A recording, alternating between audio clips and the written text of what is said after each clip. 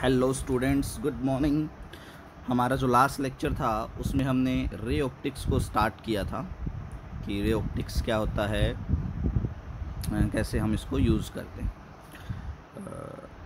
आज हम ray optics के बेसिक इंट्रोडक्शन के बाद हमारा सबसे पहला कोर कॉन्सेप्ट स्टार्ट करेंगे एंड दैट इज़ रिफ्लेक्शन। ठीक है ना। अब रिफ्लेक्शन क्या है, देखिए रिफ्लेक्शन आप सब ने अपनी लाइफ में कॉमनली देखा है। हर रोज़ सुबह हम नहा धो करके मिरर के सामने खड़े होते हैं और मिरर में जो आपको अपनी इमेज दिखाई देती है that is because of reflection. वो रिफ्लेक्शन की वजह से, ठीक है ना। रिफ्लेक्शन होता क्या है? It is the phenomena of bouncing back of light in the same medium after striking N obstacle. For example, मान लो भाई ये मेरे पास में एक मिरर है, ठीक है ना। इसके सामने आप खड़े हुए, तो आपको अपनी इमेज कैसे दिखती है? देखो, लाइट रेज आई, यहाँ से इस मिरर पे टकराई, टकराने के बाद लाइट रेज यहाँ से क्या हो जाएंगी, बाउंस बैक कर जाएंगी, ठीक है ना। वापस इसी मीडियम में आ जाएंगी जिस मीडियम से ये चली थी, ठीक है ना, ऑब्स्टेकल से टकराने के बाद, और आपकी आइज़ में आएंगी और एज ए रिज़ल्ट आपको यहाँ पर पीछे अपनी क्या दिखाई देगी, एक इमेज दिखाई देगी। तो लाइट का किसी भी ऑब्स्टेकल से टकरा करके उसी मीडियम में वापस आ जाना, बाउंस बैक कर जाना, यह आपका रिफ्लेक्शन कहलाता है। जो रिफ्लेक्शन है आपका वो बेसिकली दो तरह का होता है, ठीक है ना। एक को हम बोलते हैं स्पेक्युलर रिफ्लेक्शन, या इसको हम रेगुलर रिफ्लेक्शन भी बोलते हैं, और दूसरे को हम बोलते हैं डिफ्यूज रिफ्लेक्शन। देखो, नाम ही बता रहा है, स्पेक्युलर या रेगुलर रिफ्लेक्शन, यानी कि जिस भी ऑब्स्टेकल से टकरा करके लाइट रे वापस आई हैं वो ऑब्स्टेकल बहुत ही ज़्यादा क्या है, स्मूथ है। स्मूथ ऑब्स्टेकल से टकरा करके वापस आई है। Diffuse reflection. अब डिफ्यूज रिफ्लेक्शन में क्या होता है, जो ऑब्स्टेकल है वो रफ होता है, ठीक है ना, यानी कि वो स्मूथ नहीं होता, रेगुलर नहीं होता है, इर्रेगुलर होता है। ये इर्रेगुलर ऑब्स्टेकल है। अब जब इस इर्रेगुलर ऑब्स्टेकल से टकरा कर के आएंगी तो लाइट रेज अलग अलग डायरेक्शंस में जाएंगी। इसको हम बोलते हैं डिफ्यूज रिफ्लेक्शन। यानी कि जब सरफेस आपका स्मूथ हो, रेगुलर हो, तो आपका जो रिफ्लेक्शन है वो रिलेटेड होता है एक ही डायरेक्शन में।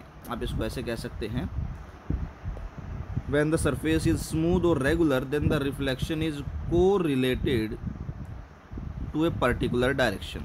This is known as specular reflection.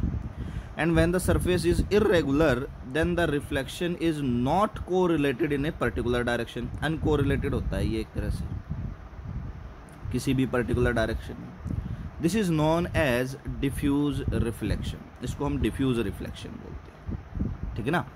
अब देखिए आगे बात करते हैं रिफ्लेक्शन के लॉज की, कि रिफ्लेक्शन के लॉज क्या होते हैं। सबसे पहला लॉज को समझने के लिए कुछ एक चीज़ें और समझते हैं, फिर हम लॉज की बात करेंगे। देखो, ये मान लीजिए मेरे पास में एक मिरर है, ठीक है। यहाँ से एक लाइट रे आई, मिरर से टकराई, टकरा करके इस डायरेक्शन में ये लाइट रे रिफ्लेक्ट हो गई, ठीक है ना। मैंने क्या किया, इस मिरर के ऊपर एक अपना नॉर्मल ड्रॉ कर लिया। ये मेरा नॉर्मल हो गया, ठीक है। अब देखिए, ये जो है मेरा, ये बनेगा एंगल ऑफ इंसिडेंस, ये बनेगा एंगल ऑफ रिफ्लेक्शन, ठीक है। अब चलो जरा समझते हैं क्या चीज़ क्या क्या है। देखो, ये तो हो गया मेरा मिरर। कौन सा मिरर है ये? Plane mirror. ये हो गया मेरा नॉर्मल।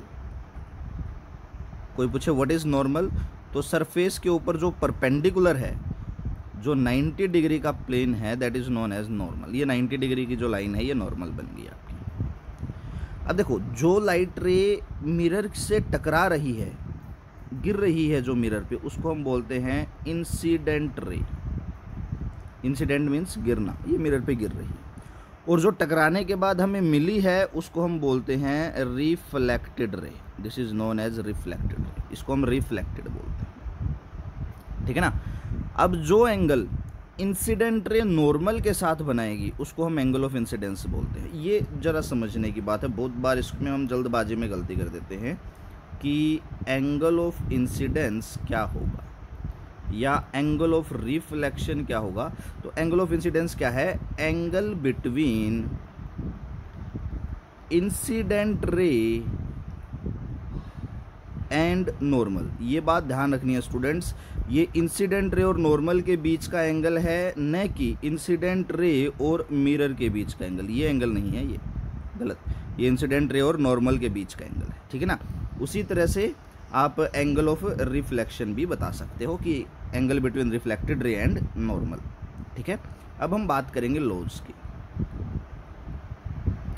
देखो लॉज में सबसे पहला लॉ एक जो कॉमन है, जो रिफ्रैक्शन में भी है रिफ्लेक्शन में भी, वो क्या है कि आपकी incident ray,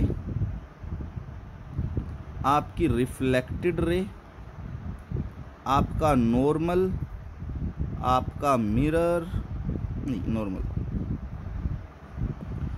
all should be lie in the same plane. ये सेम एक ही प्लेन में होने चाहिए। जैसे कि यहाँ पर अगर मेरी इंसिडेंट रे एक्स वाई में है तो रिफ्लेक्टेड भी एक्स वाई में है, नॉर्मल भी एक्स वाई में, ठीक है। अब हम बात करते हैं सेकंड लॉ की। सेकंड लॉ क्या कहता है? सेकंड लॉ आपके पास में कहता है कि जो आपका एंगल ऑफ इंसिडेंस है that must be equals to angle of reflection. बहुत ज़रूरी लॉ कि रिफ्लेक्शन तब होगा जब एंगल ऑफ इंसिडेंट और एंगल ऑफ रिफ्लेक्शन दोनों क्या हो जाएंगे? इक्वल हो जाएंगे। किसी न्यूमेरिकल में आपसे पूछ ले कि रे गिरी बताओ रिफ्लेक्शन हुआ कि नहीं हुआ, तो आपको वहाँ पर यही चीज़ चेक करनी है कि क्या मेरा एंगल ऑफ इंसिडेंस मेरे एंगल ऑफ रिफ्लेक्शन के बराबर है कि नहीं है, ठीक है ना। जो तीसरी बात यहाँ पर आती है उसको हम कई बार बोल देते हैं reversibility of light. Reversibility of light. अब देखो रिवर्सिबिलिटी ऑफ लाइट क्या होती है? देखो मान लो ये मेरे पास में एक मिरर है, ये उसका है नॉर्मल, ठीक है ना। अब लाइट रे आई इस नॉर्मल के ऊपर, बिल्कुल इस मिरर से टकराई। अब एक बात बताओ, इस लाइट रे का इंसिडेंट एंगल कितना? आप कहेंगे कि सर नॉर्मल भी इसी डायरेक्शन में है, रे भी इसी डायरेक्शन में जा रही है, तो एंगल ऑफ इंसिडेंस कितना हो गया? 0।